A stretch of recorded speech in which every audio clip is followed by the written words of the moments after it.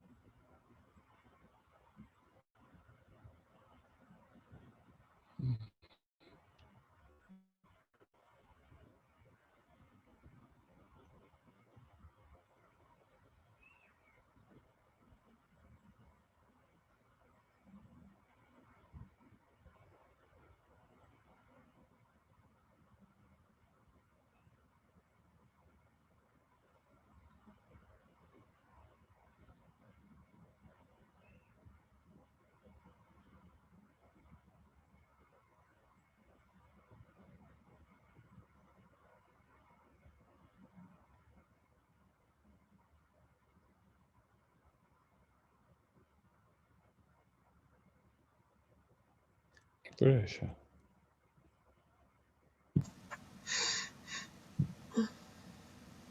Oh, it's so good to see you. I'm still in my roller coaster with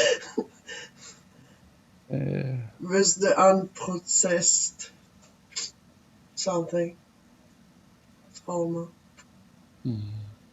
violence. Yeah, just to notice that, yeah. And Yeah.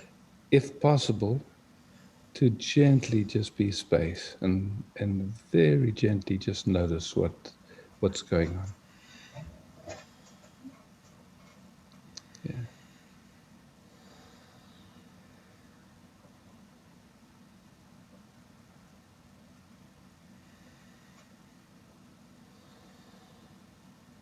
It's easier to be space with you together than alone. Yeah, of course. Yeah. Yes, of course. Yeah, and so just as we're resting here, just taking it a moment to rest. Just really rest. Don't have to do anything. And in that resting, whatever wants to reveal will, without any agenda, without any doing.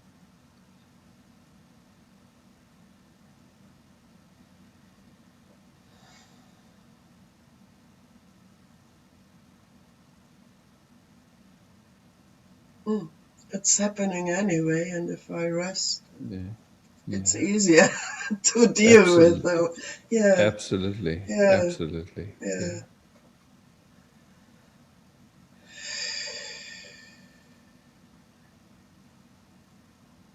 Yeah. And, just to speak simply, I mean, it'll be sensations and then an automatic unconscious response to the sensations. That's it. So when we're resting, easier to feel what the sensations are and also easier to notice the automatic unconscious response here. So just noticing both of those to the best of that can happen in an easy way. Yeah?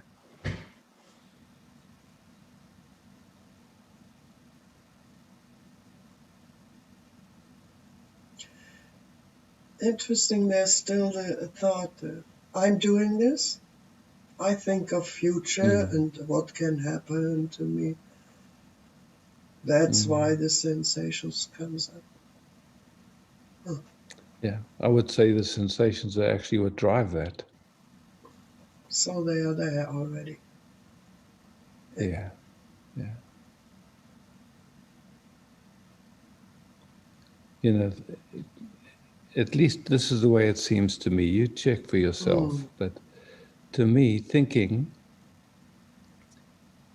is is the capacity to solve problems. If there's no problem, there's nothing to solve. So usually underneath the thinking is some sensation where there's some disease with it, some not being at ease with that sensation. And then it moves, the thinking tries to help. The difficulty is that the thinking can't help. But once the thinking starts, every thought also has a chemical composition, and so once the thinking starts, then all the chemicals start getting involved with it. So mm, yeah, it's yeah, like, yeah. yeah.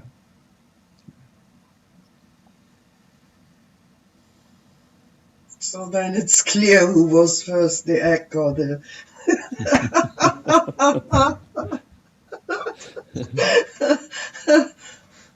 or the chicken. Yeah. So Uh, if we get quiet here for a moment and just yeah, here and yeah, just yeah, tuning into the actual sensations that are underneath the thoughts, that are underneath the emotions, that are underneath it, just here now, and seeing what you can pick up on. Like, I mean, for me, I can feel like I can just describe what I sense, and maybe it's useful for you yeah. Please. to track and see. But for me, I can feel like my lungs feel like they can't take a full breath, Mm-hmm. and yeah, and Mm-hmm.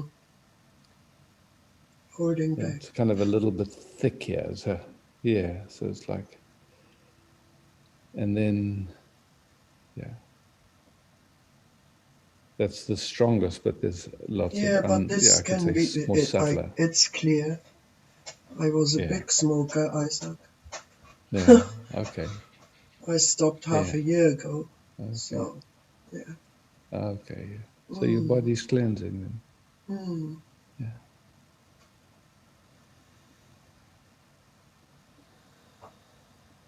mm.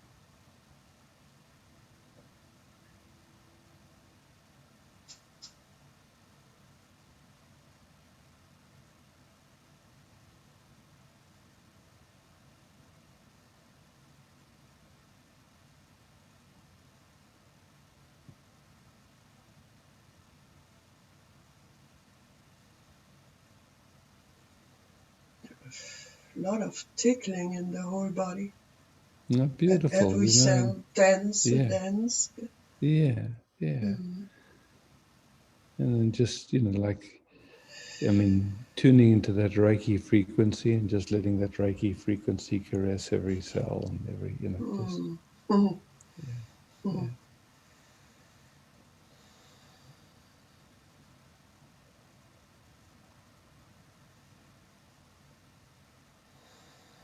Just honoring this intelligence of this incredible bodying activity. It's amazing, yeah, That's true.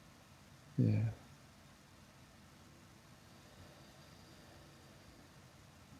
And kind of being in tune with it to support it in whatever it needs, yeah. And this, Mm, as it's trying to do, it's always trying to come to homeostasis, yeah. It's always trying to come to health, you could say.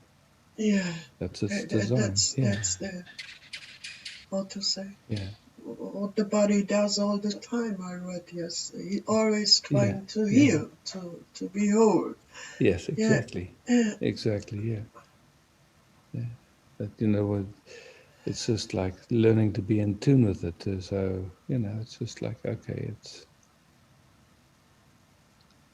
and it's also the nature of uh, this embodiment or this bodying process. It has its trajectory. We inherit, you know, there's a lot of inheritance in terms of how high, how tall we are, how heavy we are, the color of our eyes, the predispositions to different Mm, things, and mm, all that mm, stuff. So mm. it has its Yeah, journey. Yeah, yeah. Yeah, it's some the other stuff I should have if the doctor is right. It's genetic. I Mm-hmm. got it from I don't know. My parents didn't Yeah, have it, so yeah. yeah. And I mean, it's, like then it just again depends which, like every healing modality has got things, things that work for some people and don't work for other people. So, Mm, like some healing systems say only eat cooked food, like Ayurvedic, and some people are raw foods, only do yeah, juices yeah, and yeah, raw food. So it's just like, finding your way yeah. with Yeah, I what saw resonates. something very Yeah. interesting yesterday. Yeah. It's about thyroid congress, which Mm-hmm. is one of big thing. But that's okay now. But you have it your whole life. So Mm-hmm. they were also talking about food, how important food is, 70%. And there Yeah, was a well, I mean, the thing, what I read again and again is that if your body is more towards the alkaline side, which fruit will do, it cancers do not do well in an alkaline environment. So I guess that's the reason for suggesting fruit, hmm, because it alkalizes your body. Yeah. yeah. But I wanted to. There's a guy in Berlin. He said that here 500 fitness studios, but no foodness studio. Now he makes a foodness studio with doctors and with everybody who knows anything about this. And so the result is that every person has a special food program, what is healthy for him. Mm. It's so amazing. Mm. It's so amazing. And they Yeah. really check it. So I thought, wow, very Mm. interesting. Yeah, Fantastic. yeah, yeah, Yeah, yeah, for sure. yeah. Okay. Yeah. Yeah, Wow, yeah. yeah. Yeah, I'm alive, Isaac. I'm alive. I really feel it. And now I check it's Mm. when everything is fine and I'm sitting with you like it was 1 year before now. It's the same dance in a way. It's the same dance in the cells, like this. Mm. Yeah.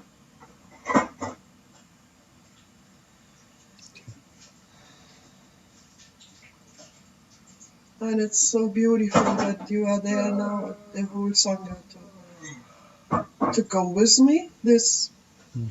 Mm. you are there. Wow. Mm. Thank you so Mm. much. Yeah, so welcome. Wow. Yeah,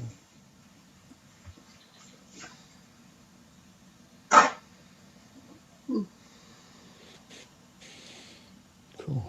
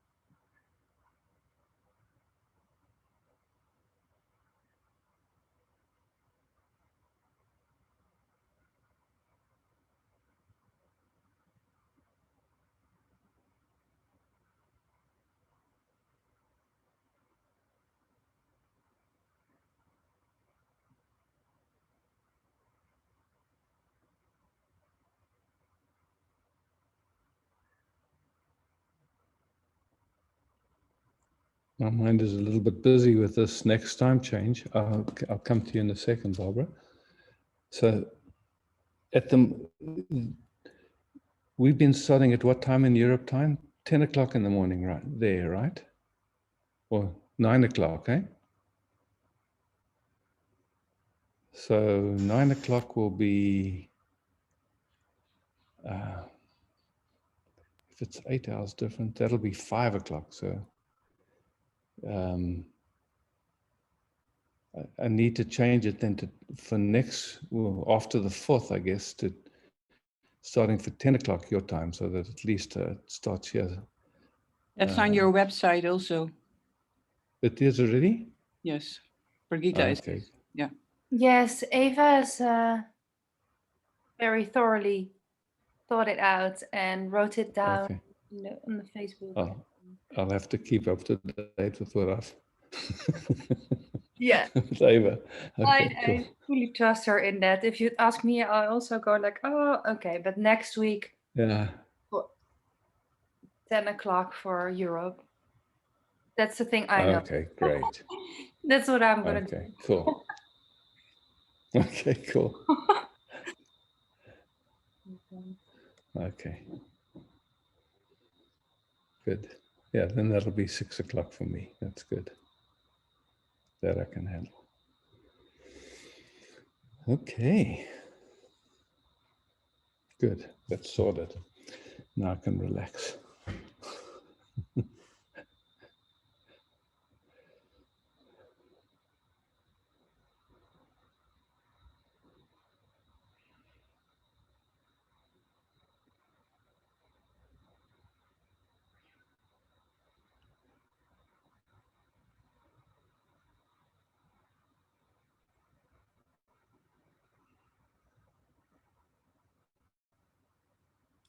So you're with me now? Or? Oh, yeah, sorry. Wow, man, I'm a space case today. Hi, Barbara. Greetings. Just one question, like, does it then mean also for the retreat 10 o'clock? Because somehow I thought it's 9. Or you think about it still? No, then it has to be 10. Yeah, because otherwise it's, so it has to be then 10 o'clock, 6 o'clock my time. Sorry. In the retreat. I'll check it in. Yeah. Yes. It is written down 8 to 10 and 11 to, no, 8 to 10 and 11 to 1. So it's written. 8 o'clock would be, okay, 8 to, would be, that would be, 8 would be 4 to 6. Yeah, it can be like that. Yeah, it can be like that. So whatever's written down there, let's not confuse it any more than it already is. Yeah, I mean, we will see us before, so we will know. Yeah. Okay. Yeah, I was raising my hand because I wanted to check this topic, like getting attention and wanting attention, and then also being afraid of getting attention. Like it's really entangled. Yeah. And it's like, yeah. Yeah.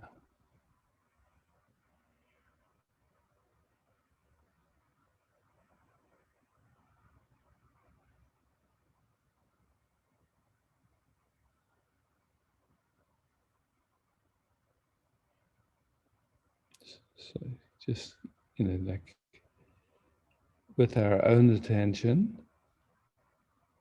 like having some attention on the fact that there's awareness here, and then some attention for including the sensations of this moment. So just finding the quality of attention that feels lovely to you. So in the sense of that, the attention, like the attention includes that awareness, and includes the sensations of the moment. And usually with the sensations of the moment, there's always also an interpretation. And then we end up with, you could say, a perception or our idea of what's going on. So it's just like all of that's just included in the moment we hear. So then what you call me is sensations that is appearing in you. Our habit has always been to think that what you call me is outside, is an object. So when we recognize that everything is already appearing in who we are, that habit to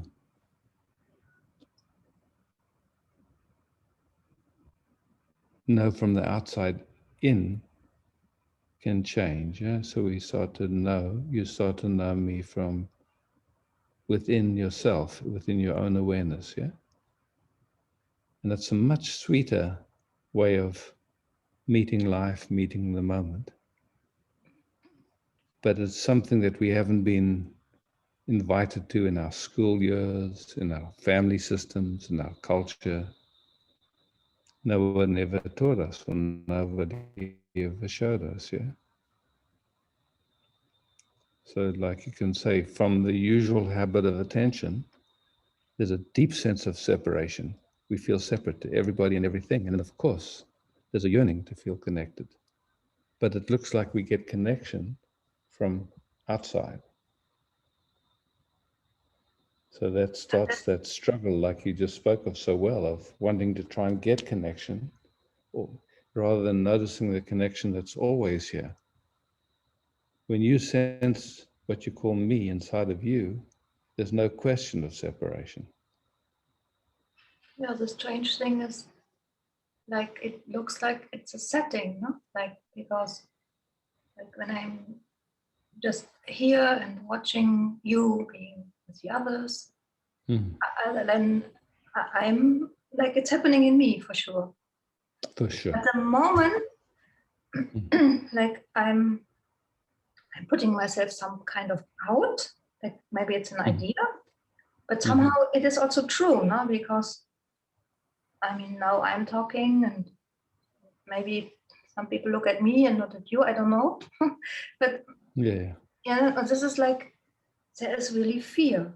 There's there's an unpleasant sensation, which is crazy, because like the most like beautiful thing is like really to have this connection. And I don't know why this is still like making me so trouble, no problem. So you recognize, look, I think almost everybody knows that. Almost everybody would know that, Barbara. You know, it's like old information, generations back. For generations, it's been that way. Of like,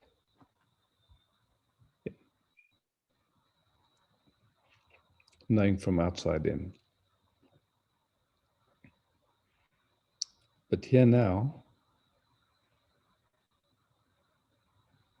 everything, the whole universe is appearing in awareness.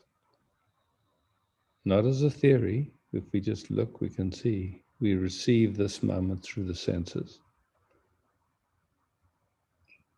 Every thought, every impression, every interpretation is all appearing within who we are. It's all here. The sense of outside rises or appears from a certain habit of attention that we've been highly conditioned to. Then it looks like there's an inside and outside, inside of me and outside of me, and there's some kind of boundary somewhere. And I end somewhere and you start somewhere else. From the perspective of awareness, it's all appearing here in awareness. Yeah? There is no outside. So very different perspectives. Yeah? The one is the one that we've been conditioned to through our everything, our schooling, our family systems, our culture.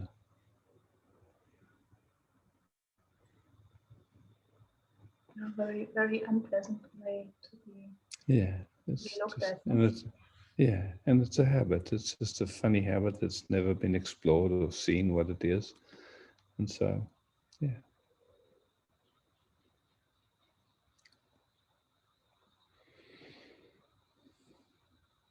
I was listening to the beautiful poem that Thich Nhat Hanh spoke, "Call Me by my name," where he speaks about I'm the person in jail and I'm the jailer. I'm the young woman who's getting raped and I'm the rapist. I'm everything. And he speaks it so beautiful. Call me by my name, yeah, I'm everything. Yeah. It's really a beautiful invitation, yeah. We're not separate from anything, yeah.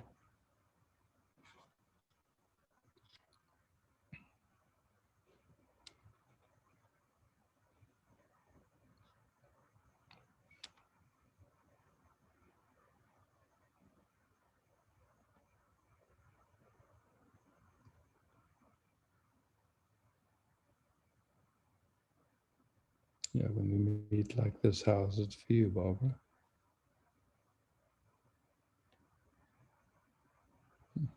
It's beautiful. Yeah. It's relaxed. Yeah.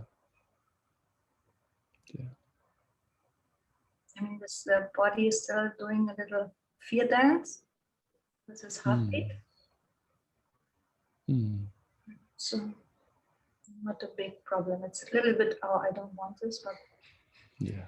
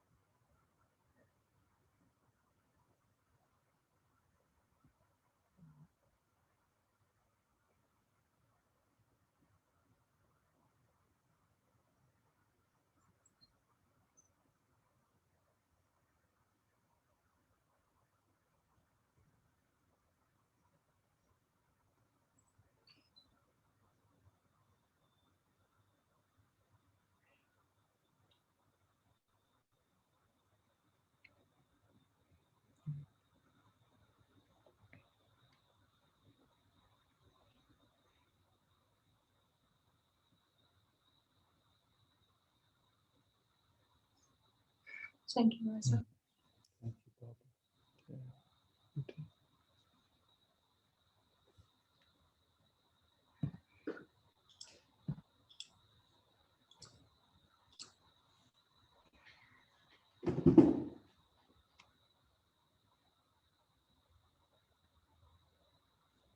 Esther.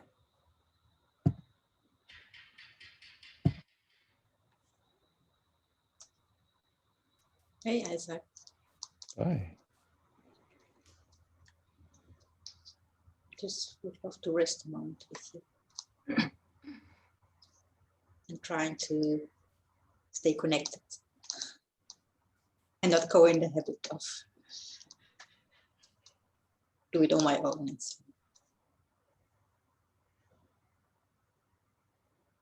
I would say go the other direction. See if you can disconnect.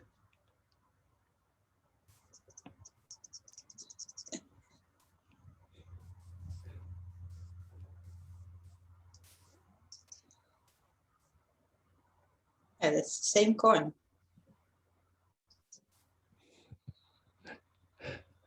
Doesn't change anything. Yeah, exactly.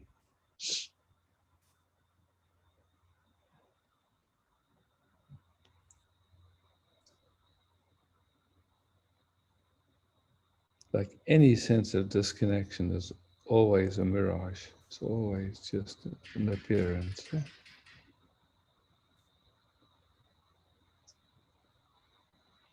Yeah, maybe.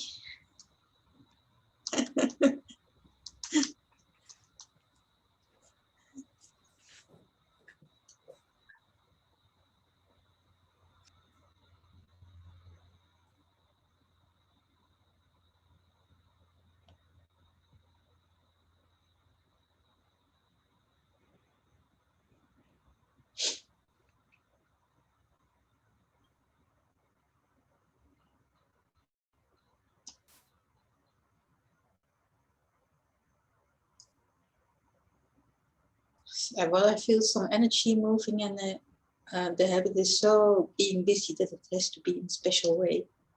Figure it out what way is good enough. So, and I see my mind is going there, and at the same time, being present and be with you and the group. So,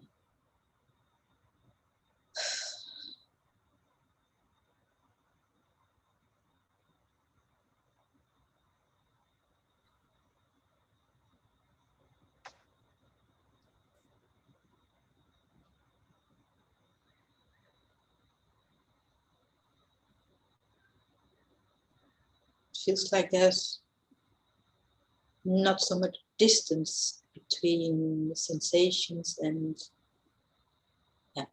something else, my mind maybe, but just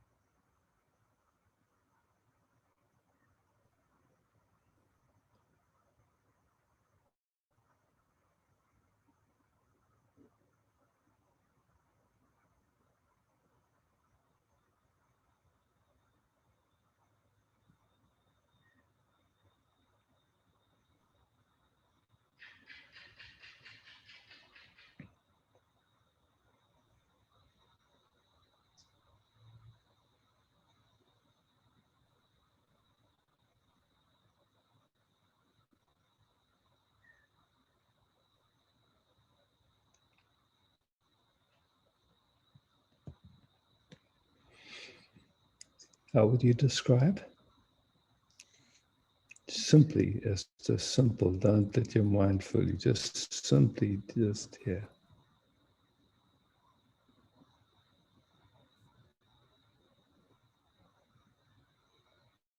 Feels like exploding.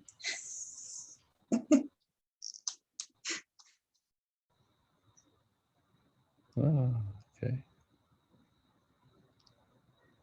And yeah, a lot of Explosion energy. feels good. Or... Yeah, okay.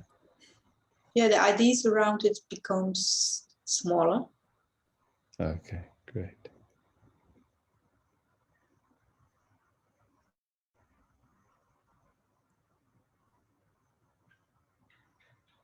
My heart is beating fast.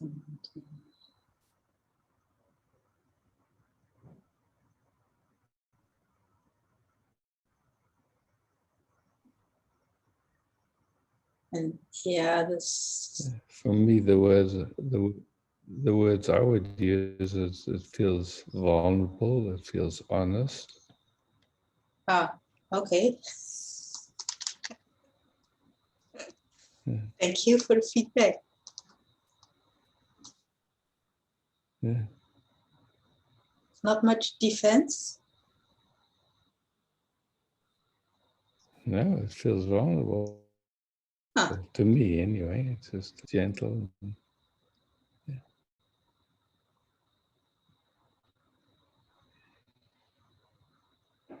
Okay, thanks. I think it's enough so, and just Okay. do my best, dance through the day and see what will happen.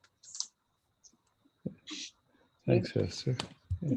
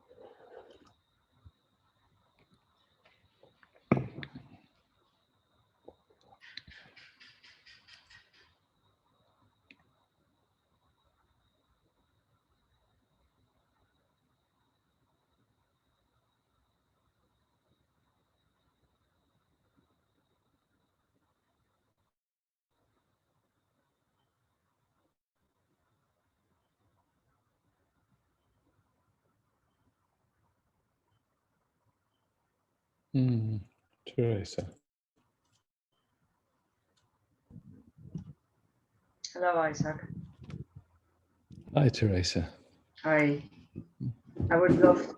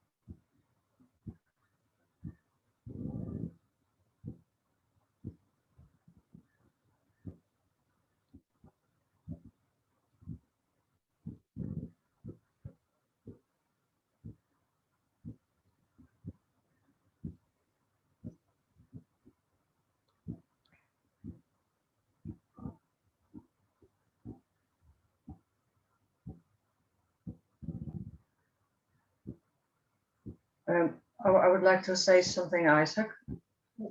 With pleasure, yeah. Yeah, when the sensations are quite strong in the body, it's like I am looking for where I can rest and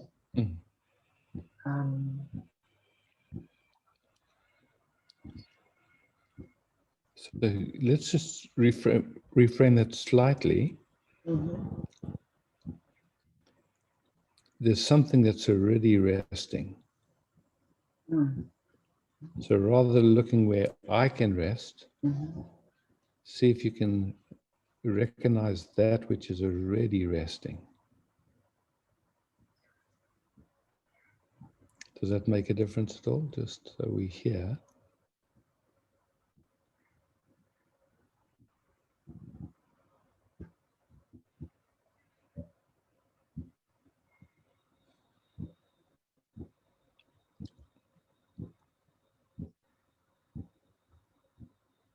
It's a different orientation, yeah, where I can rest and that which is always resting.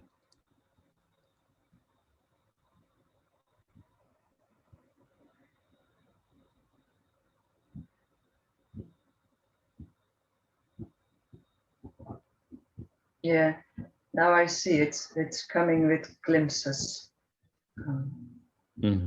Yeah, yeah, beautiful. Yeah.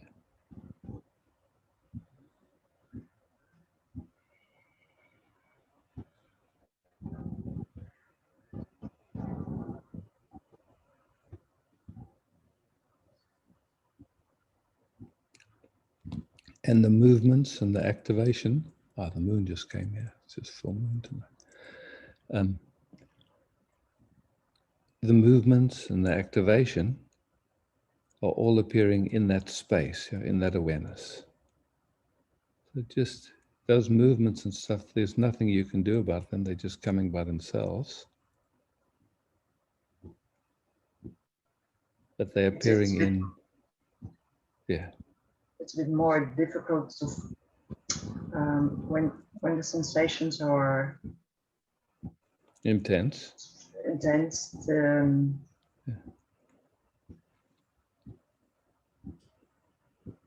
The attention is even easily drawn to them. Absolutely, absolutely. That's the same for everybody. Yeah, I understand. So yeah.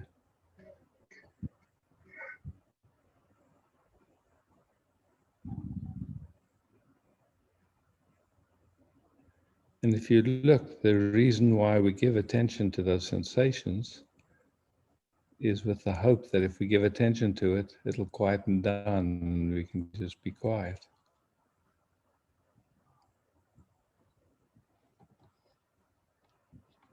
Not recognizing that those sensations are appearing in the quietness already. So just playing a little bit and seeing attention can just include that space, that awareness. And the sensations can just be there. They know what to do. They're just doing their dance. We don't have to solve them or fix them or wait for them to go away. They're just movements. Don't mean anything about us. Sometimes they're a bit uncomfortable because of the intensity of them, but they can't really do anything to us. They're just movements, some sense of discomfort, disease. the sensations are not so strong. I can be with the peace and see and the at this moment, and at this moment now, they lowered down. They lowered down. Beautiful. Yes. Yeah. So, perfect. You just it's like they quieten down when there's room, or also when we resting together. Then you're not in it alone, so to speak. There's a sense of we're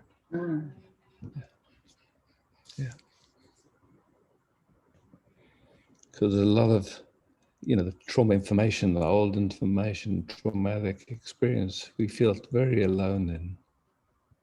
And so to meet in these sensations is fantastic. It really makes a big difference. So whatever's here can be here. It's not a problem. You're not on your own with them. They're just sensations.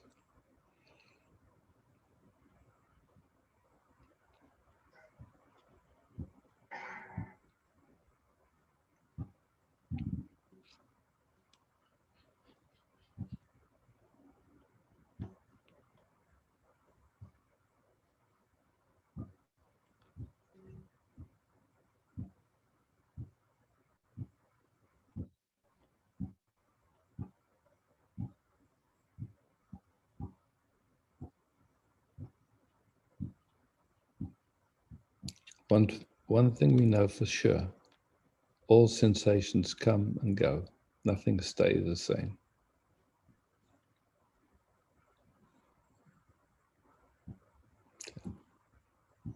It's also the fear to freak out with the sensations, and that somebody will see that, and that I look stupid or something like that.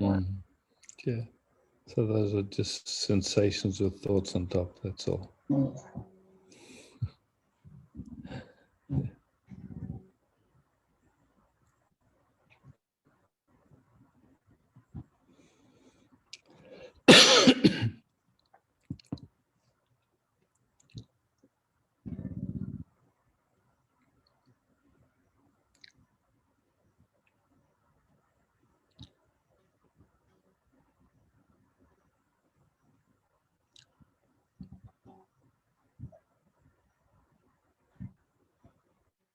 Are the sensations that are here a little bit more pleasurable now? It is like how I name it is like trusting to be with them when you are here. Does that make them a little bit more pleasurable, a little bit more easy, or how would you describe? It's more easy. There's a layer of fear, just, and then it's less, and then it's yeah. And can you find any sensations that are enjoyable at this moment? Yes. Okay, cool. Yeah, cool. And immediately a smile comes. Yeah, cool. Both are there. Yeah. That's lovely. Yeah, yeah, beautiful.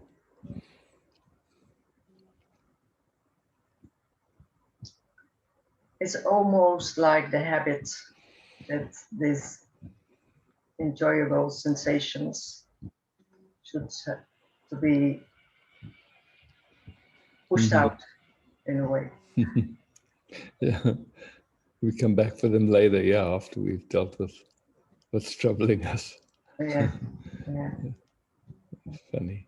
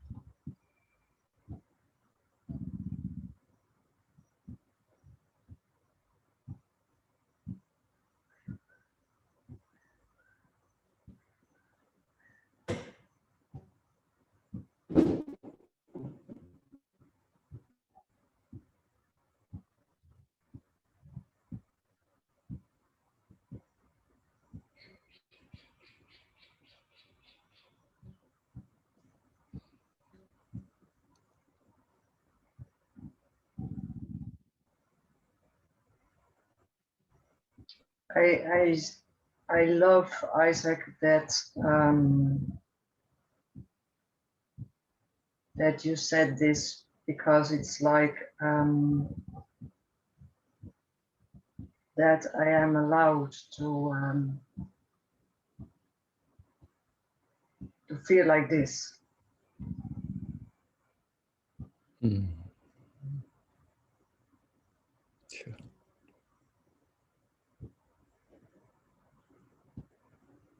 Because I can also feel it strongly in me, this beauty and this joy. Mm. Yeah. Yeah. Yeah. Yeah.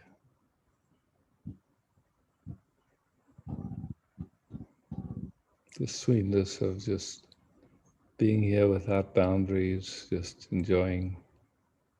Yeah.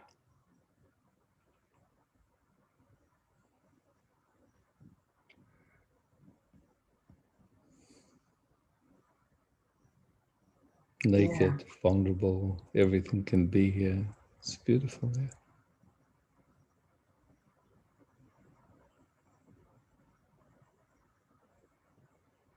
Yes, it's like the picture of my father that comes in. He was very, how do you say, ernstig, serious.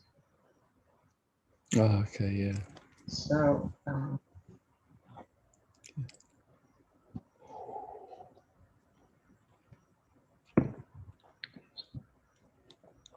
Yeah.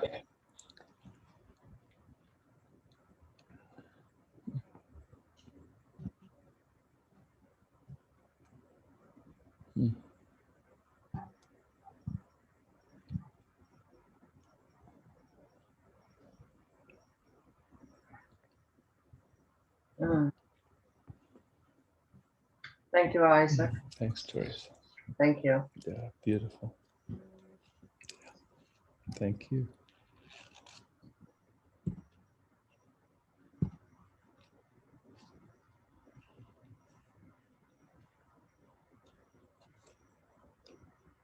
Ah, Werner.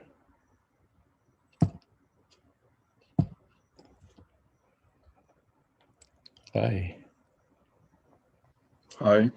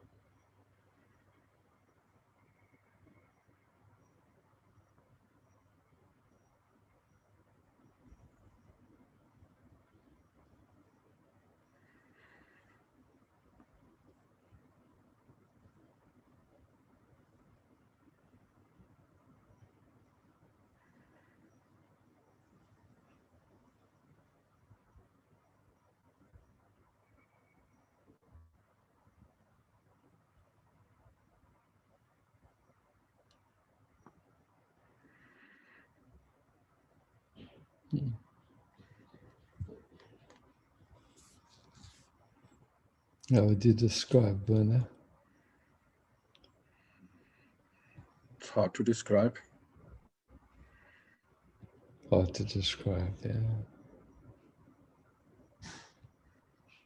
Yeah. But very nice. Yeah, beautiful one. Yeah. Wow. It's beautiful to, from my perspective, to feel how your system is just getting more authentic, more here in such a sweet way. It's beautiful. Yeah.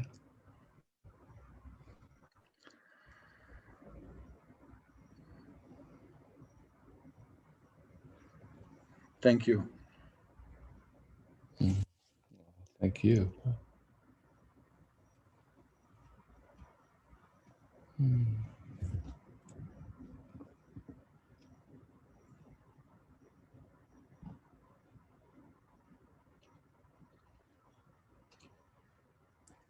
Pramanjali, and then Ava, and then Mikkel. So Pramanjali, Ava, then Prim Mikkel. Okay. Hi. Hello, Isaac. I would love to be with you. You are.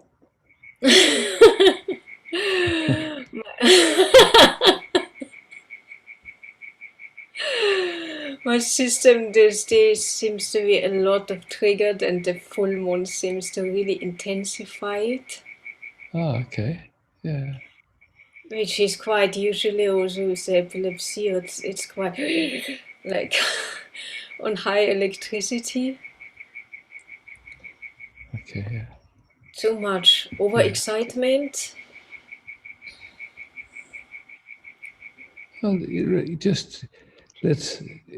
In a way, that's like a value judgment. So there's excitement, yeah, and something. Yeah, there are a lot of new stuff happening, but I'm reacting actually not in such a joyful way. It's more over-exciting, and yeah, so much pattern also suddenly evaporating, not I evaporating. understand, but so the way we speak is we say I'm reacting that way, but really there's something just reacting that way without your consent even. Something happening automatically, unconsciously, yeah? So it's not you. Just to see, yeah, something is responding like that. It's okay. Yeah, it's not you. It doesn't mean anything about you.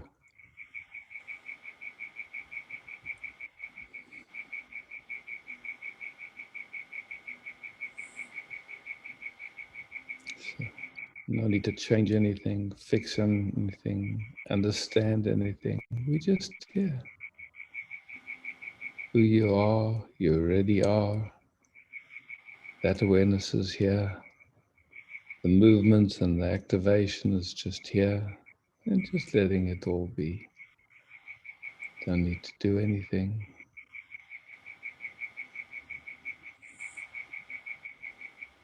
You're the space in which all of it is appearing, yeah? And just letting it do its thing.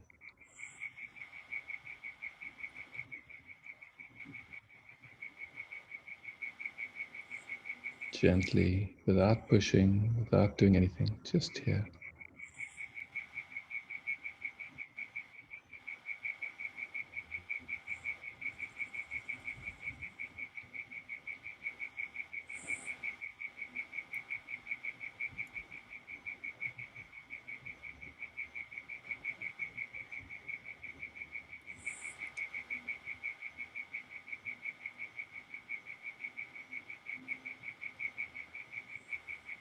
And gently noticing where anything in your system automatically, unconsciously wants to control what's happening or do something with it. It's okay if it does, but just noticing it, that's all. And if it does move in that direction, just seeing, does it try to control, help in any way, or does it make it feel more intense, more crazy?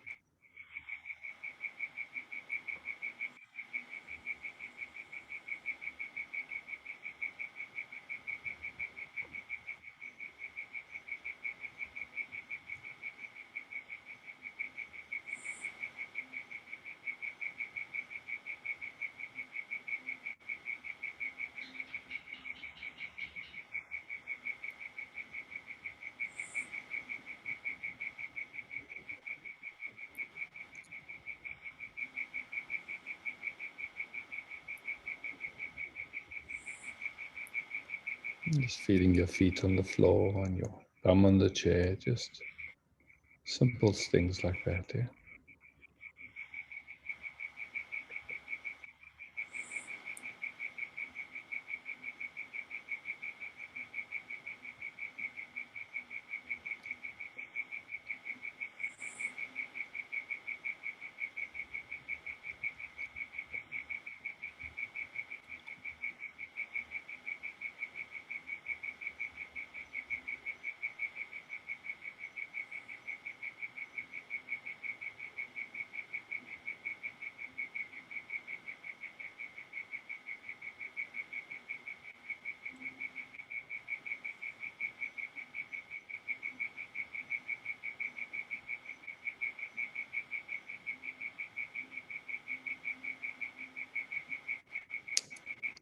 Is it getting any easier to just be with the sensations, or is it getting more difficult, or it's staying the same?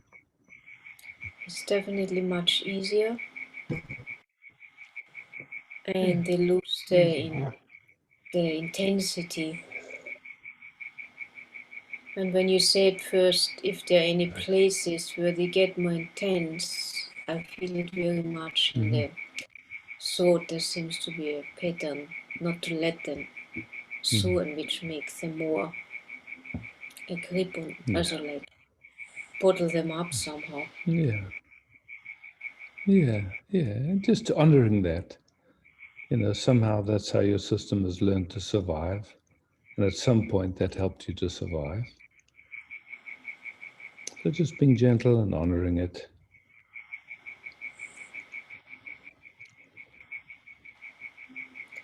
And then if it feels appropriate, just gently inquiring. What's happening there, is it necessary in this moment, or is it useful? One moment, I just... You need to take it? Okay. Hallo? Herbert, ich rufe dich in einer Stunde an. Ja, gerade. Tut mir leid, Papa.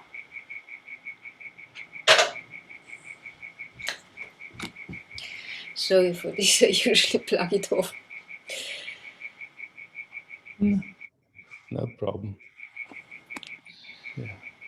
Hello? Isaac? Hello, I'm here. Yes, I'm here. You're okay, now you're back. Okay, your picture froze for me too, but am I moving now again, or? Whoops. Okay, your picture is frozen for me at the moment. Let's see if it starts moving again. Am I frozen for other people, or hers dropped out? Okay.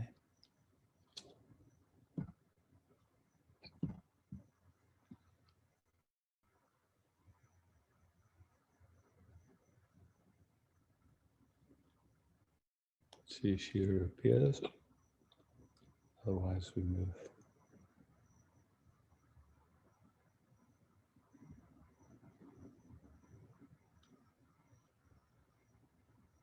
Okay, let's.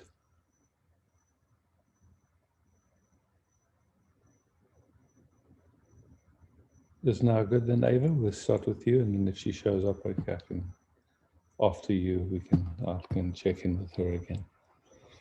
Yeah, it is. Yeah.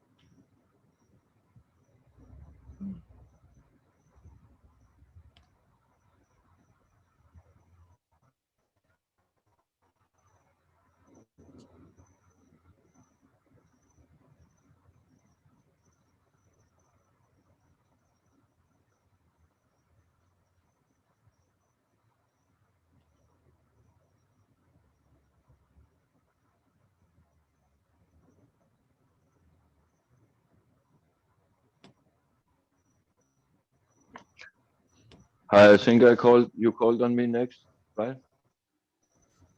I don't know if I should take the initiative myself. Yeah, Mikkel, I'm not. Wait a second. I will call you as soon as I'm ready for you. I'm with All right. Ava still. Yeah. So thanks for checking.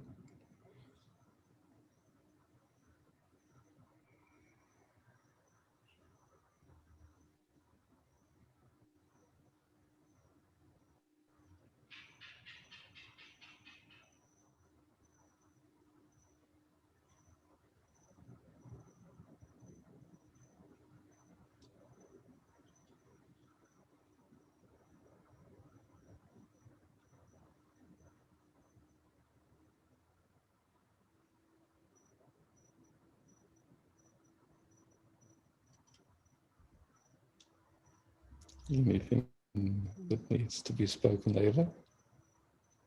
Just it's really beautiful for me.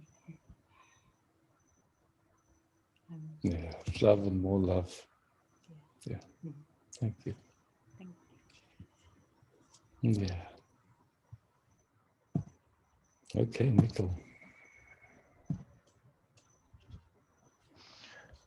Welcome. Thank you. Yeah. Welcome. Hello. Thank you. Can you move your camera just so I'm that gonna try to yes. adjust. Yeah. Yeah. Better. Yeah. Fantastic. Yeah. Now I see you. Yes. It's difficult for me to keep the same posture, but so let me know if I have to adjust again. Yeah. No problem. Yeah. Hello. I just wanna just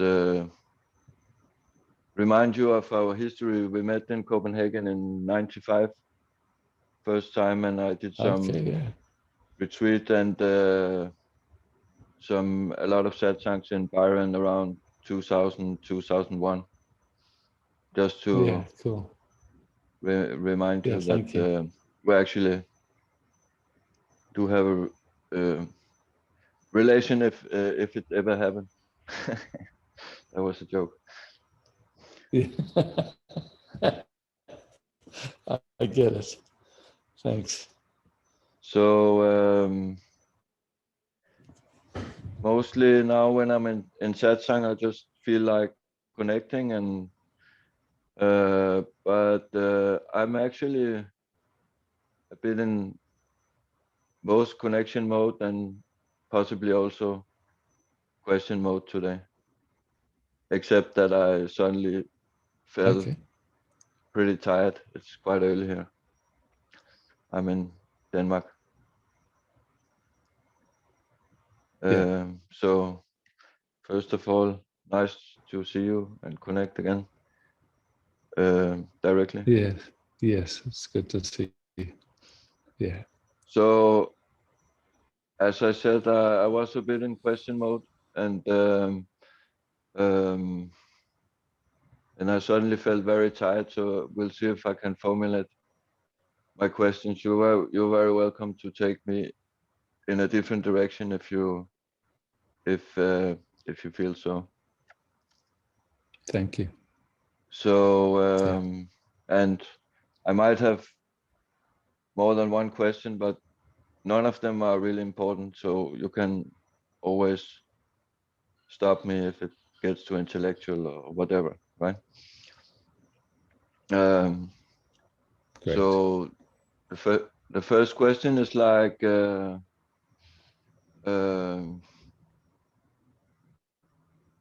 if you are in satsang with certain teachers, for example, Gangaji, just for reference, she would always say that which is always here.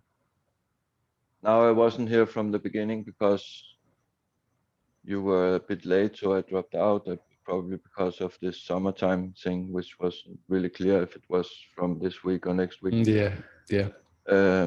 So I dropped out and came back. I don't know when you started or if you had an introduction or whatever, but that's the way it is.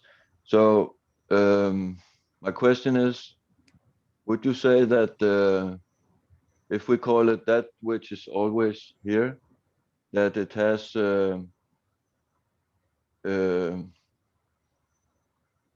different qualities, or would you say that it can only be perceived and not perceived, so that when you feel that it has different qualities, you are not going deep enough, but actually relating to something that appears in that which you just before called that which is always peaceful, which is in a certain sense um,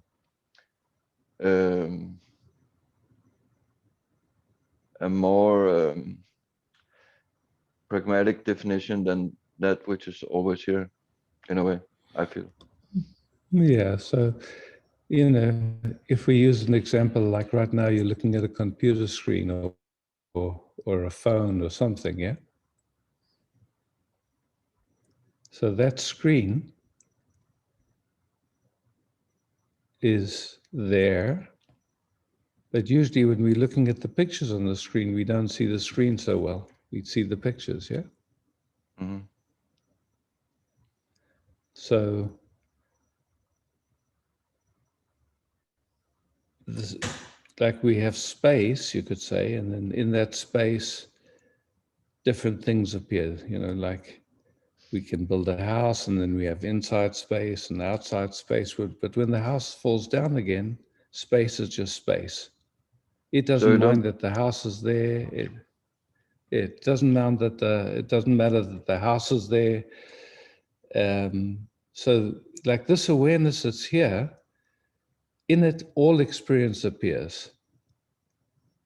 And that experience is always changing.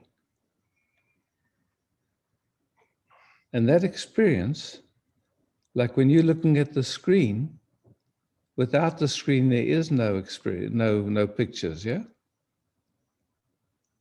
If there's no screen there, there's no pictures. So it's hard to tell where the screen begins and the pictures on the screen, they appear together at the same moment in a way, right? mm-hmm.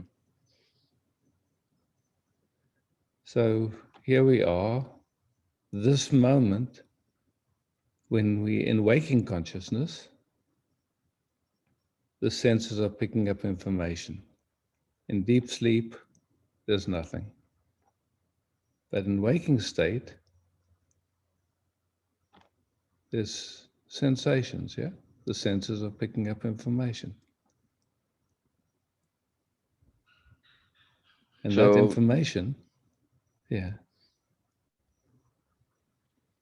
so in short, you're saying that the quality of the perception or apperception, or whatever you want to call it, is of the screen is always the same. Yeah, so you could say the screen itself is untouched by experience. After we've had this meeting, there's no residue of what happened on the screen. Yeah, you don't see it anymore. It's gone. The screen is untouched. Mm-hmm. In the same way, awareness is not touched by any experience, really. But the awareness itself, we can't say what it is or where it is. All we know is that everything, all experience, which includes thoughts, which includes the interpretation of the sensations, is all appearing in something that we can't say what it is. But without it being there, there is no experience. And then another little bit historical, intellectual question. If you read Sadhu Om's book about self-inquiry, you know that? Mm-hmm. I don't know that one. Huh? What's that? Sadhu Om, I don't know that particular book. Sadhu Om, I might have read it. I don't remember. Sadhu Om was intimate student of Ramana, and he wrote a book. Yeah, I read a lot of those books, but I don't remember. Yeah. So he talks Yeah. about in technical terms that you may reach the causal body, and then you may reach the they could probably call it something para. I used to remember all the Sanskrit words, but I'm not so intellectual anymore. But so he talks about the causal and then the supercausal, something like that, which is, I don't know if that would be the same like the absolute and or the screen, or a difference between maybe I don't know, but and most of the teachers talk about a deepening. Could you talk about that? It's a similar question to the other one, I suppose. No problem. I mean, you know, it's like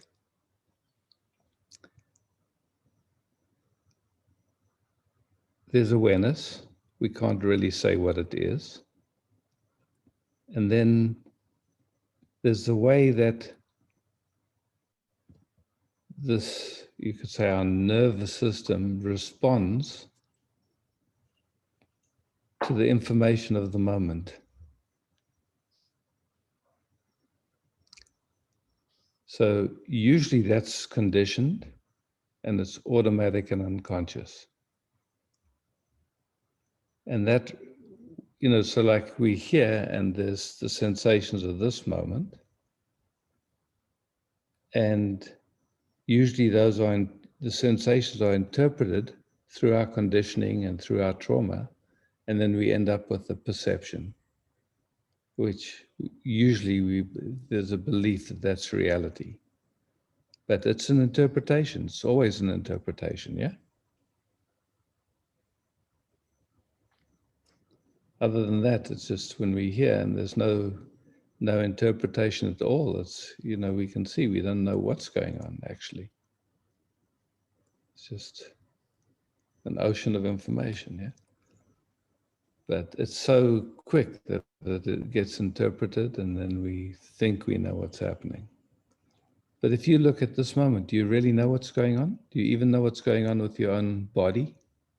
Let alone what's going on in the planet, let alone what's going on in the whole universe. We don't have a clue, right? Well, I have something which I believe I know, which is part of my daily experience, is that I have a permanent Kundalini awakening, Kundalini activation, meaning that there's constant, very intense movement in the body. Yeah. And do you have any experience with that, or any experience with other participants in satsang which have that? For sure, for sure, for sure. Yeah, your for personal experience? Yeah, both. All right. So did you have this But I haven't finished your last question yet. Okay, sorry. About deepening.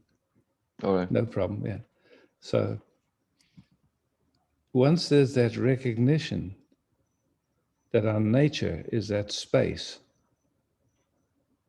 then that, you could say, all the old traumas, all the old conditionings that have been automatic and unconscious start to be seen. Be seen, okay. Yeah, yeah, and so all of those interpretations and those automatic unconscious responses consume energy. And so the capacity to just rest deeply deepens because that's not pulling our attention. When I was visiting Papaji, the last time I visited him, when I looked at him, I said, I don't know if it's just my eyes, Papaji, but to me it seems like there's been a huge deepening in you. And he said to me, of course, otherwise it would be finite. This is infinite. There's no end to it. Mm.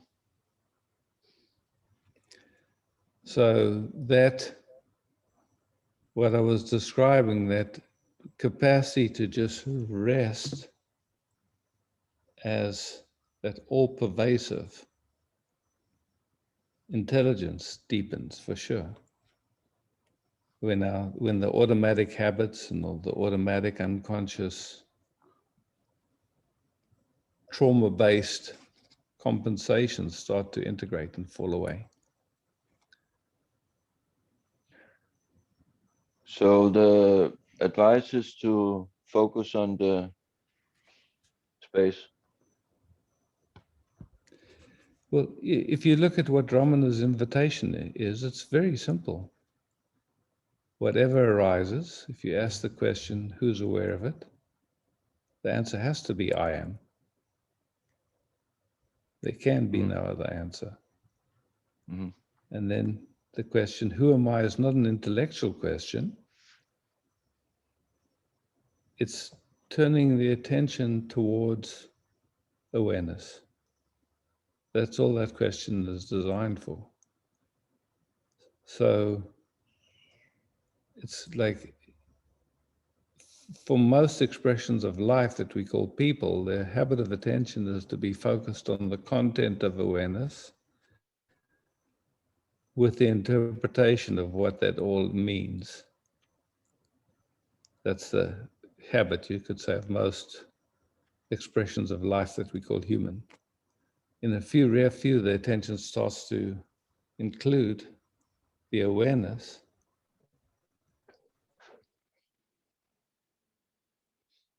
And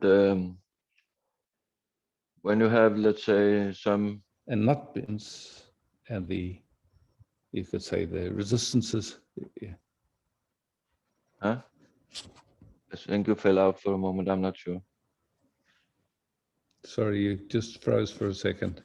Yeah, you froze as Yeah. well for a second. Yeah, that's happened on my side too. I couldn't hear what you said. We both froze for a Okay, second. no So worry. I think everything was clear, that Ramana's invitation was to look for the experiencer in short, and then you elaborated on Yes, that, and yeah. and then the freezing started. Yeah, yeah. For a few So in this moment people. here, yeah. So in this moment here, there's the sensations of this moment. We perceive the universe through our senses. So when to us, it gets interpreted. And the same thing with what we call the body. If you look to see how you know that there's a bodying activity going on, you sense it. So all those sensations are appearing in awareness.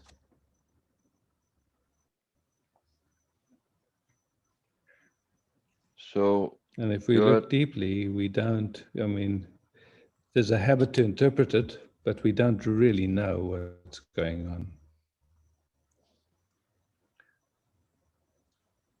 So, but for most then I have expressions of life called people, we're not comfortable resting and not knowing.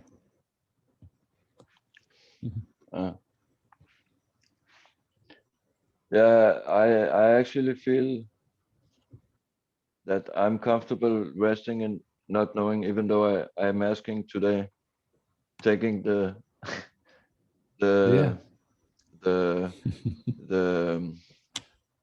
freedom to ask slightly technical, slightly intellectual questions, but no problem. But so with Ramana's invitation to focus on the space, the experiencer, would you say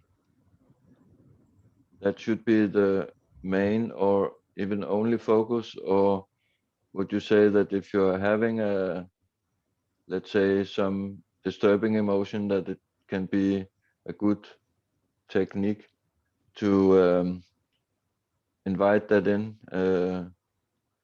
and actually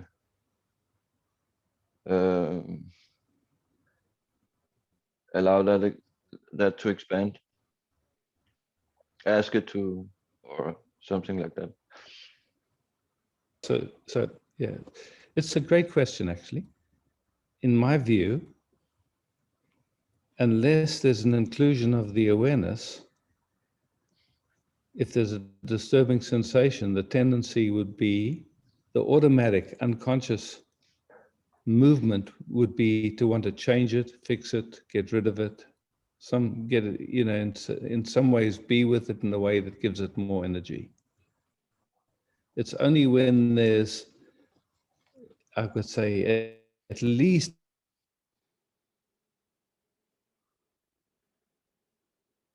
a balance of, okay, there is awareness here, and then to that sensation. But without the recognition of the awareness, the automatic and unconscious would always be to wanting to change it, fix it, or get rid of it, which gives it energy. So that's why I love Ramana's invitation so much, because it's like, once there's the recognition of that awareness, yes, then exploration can happen. But here it gets a little bit more tricky, because as we rest, what starts to come into consciousness is all the old information that has not come to peace yet. And that can be from generations back. We start, what starts to come in is old traumas from our ancestry. And very often it's useful to have another nervous system to be present with us during that, because the automatic movements that come up with it can be very automatic and very quick, and they fool us. So there it can be really useful just to have loving presence, someone that can just be there without trying to fix us or change us, but just kind of stays with a steady invitation, you could say.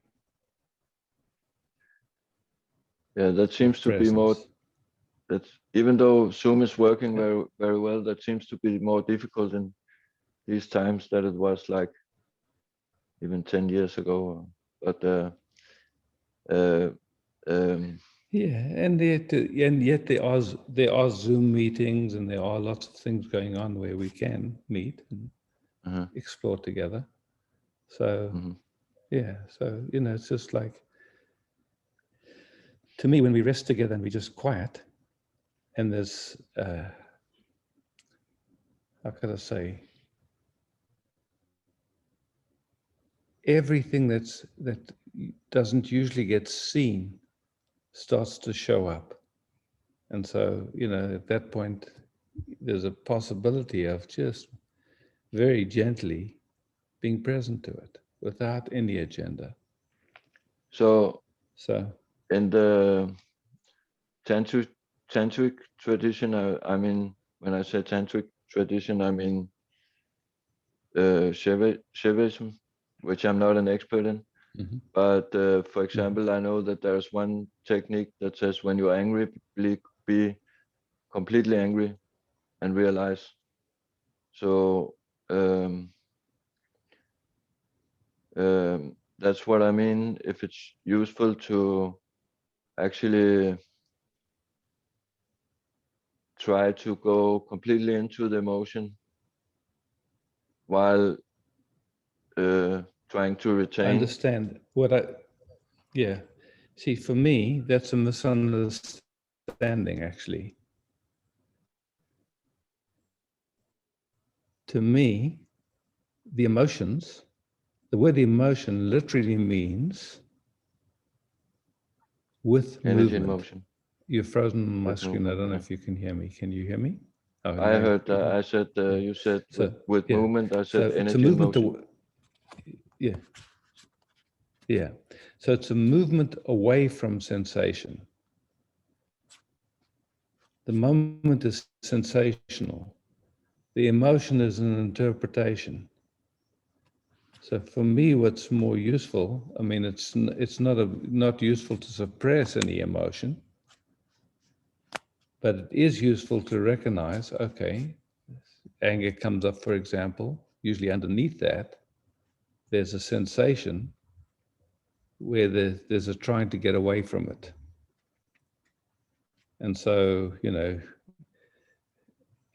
once we, for many people, there's a suppression of anger, it's not allowed, then it's useful, you could say, to play and see what's going on with that. But at some point, there's a like starting to recognize the sensation that's underneath. And that sensation that's underneath, and very, you could say, gently discerning and noticing where there's an automatic unconscious movement to get away from that, which will show up as, you could say, addictions or as emotions or a bunch of stuff. And so, it's like you can run after addictions, but at some point, they a movement away from, and unless you're actually present to what they're trying to get away from, you can stay addicted for the rest of the lifetime. It doesn't bring you anywhere. Same thing with emotions. It's not about suppressing them or, right or wrong or good or bad. It's just starting to understand deeper how it's all playing and how it's all moving.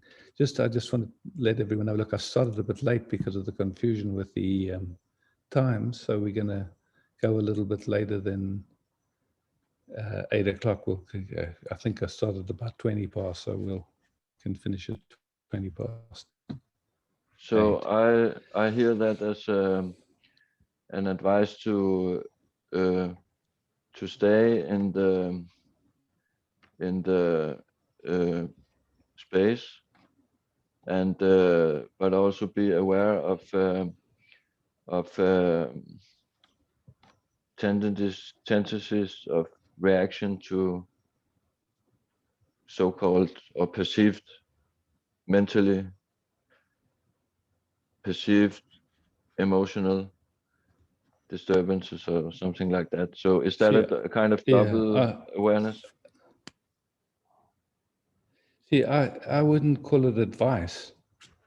To me, I'm just saying, look, here we are. Who we are, we already are. That awareness is ever present. And also the habit to interpret and these automatic unconscious movements to get away from sensations that are difficult for us plays. That's just something that goes on for almost every human being. It's rare to find someone where that doesn't happen. So once we can see that really the only human drama is when there's an automatic unconscious movement to get away from the sensations that are here.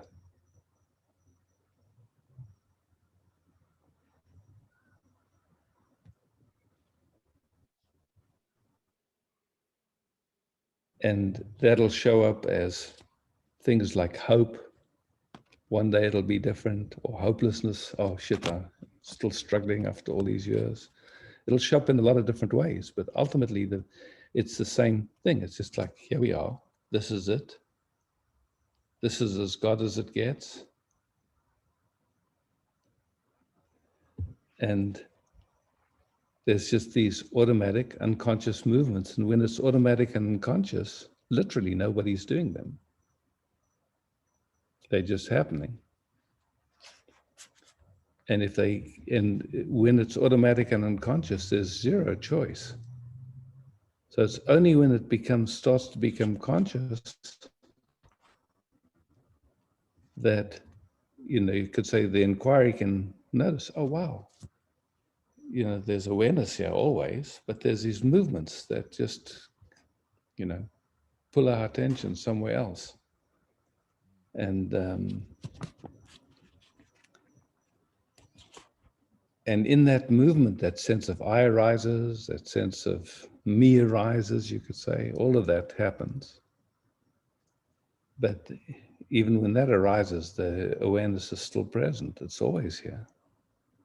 And it's only that within awareness itself is that capacity of making very fine distinctions and that very fine noticing that allows these mechanisms to come to peace, basically.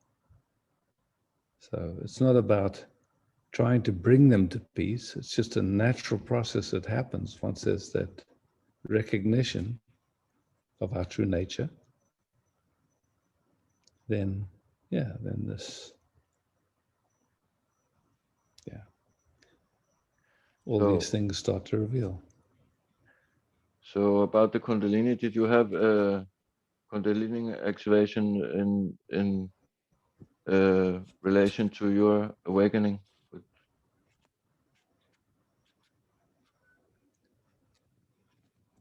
Yeah, you see, that's again, it's big questions. It's like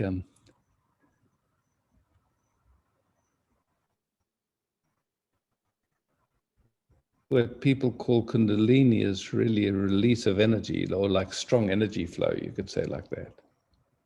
So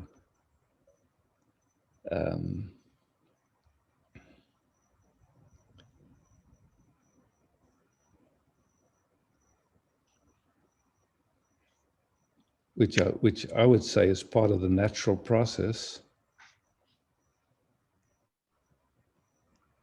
as seeing starts to happen. For some people, it can be quite intense, and for other people, it's just a gentle, slow releasing that happens. So I wouldn't be, to me, I don't particularly focus too much on those energy movements. It's not. All right. Yeah, it's just energy moving, basically. Yeah. Just stop me if I should stop asking questions, but I have. I can ask. There's this guy, I can't remember his name. He has some kind of Indian name. He wrote this book called 1000, where enlightenment, or we can call it moksha or whatever, because it's a kind of inflated word, starts with that you can measure it. I don't know if you know about this, but that you can measure it kinesiologically, and that there's progressions from 600 up to 1000 in how well you are established in different, and that's maybe counter to what you are teaching, but there's also in the Tripura Rahasya, I think that was a book from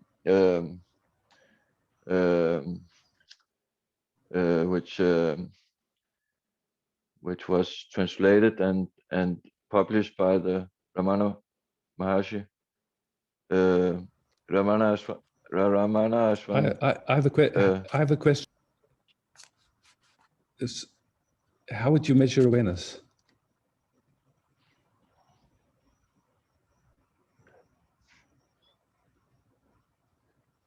And if,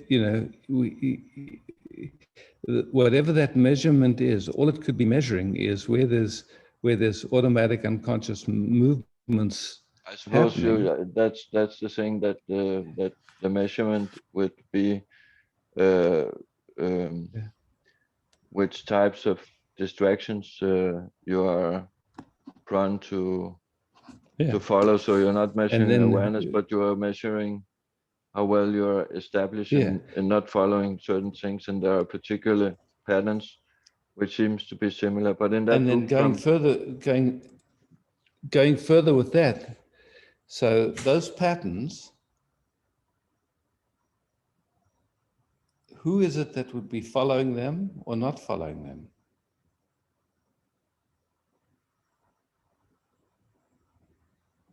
Is there actually an entity that's following them or not following them? That entity arises in the following of them, but it's not real.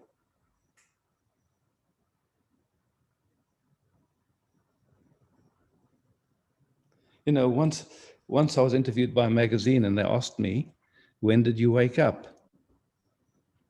And it never occurred to me before. And when I was asked the question, I stopped and I said, that's actually not a correct question, because that which has been awake has always been awake. And the sense of I has never been awake. So I can never wake up. But that which was awake has always been awake. It never woke up.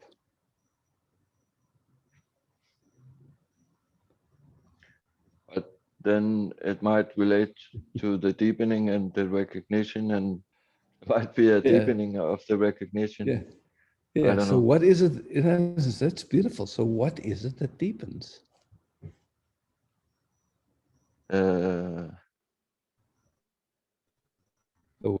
It's not awareness. All that happens is you could say the unconscious patterns and stuff start to get seen and come up, and that benefits everybody. That benefits the entire field. That's not personal. That's not personal to anybody. I still want a reference to that book, which was published by Ramana Ashram Publishing. I bought it 20 years ago and suddenly found it like 5 years ago. Yeah. And it talks about 3 different qualities of jhanis. I don't have anything more to say about that, just that the theories are out there, you know, so yeah. There's many. I just wanted to hear what your response. Yeah. To me, you know, I see that if you look at the history of Advaita Vedanta, there's been many different subtleties of interpretation of what it's all about. Mm-hmm. So to me, it's like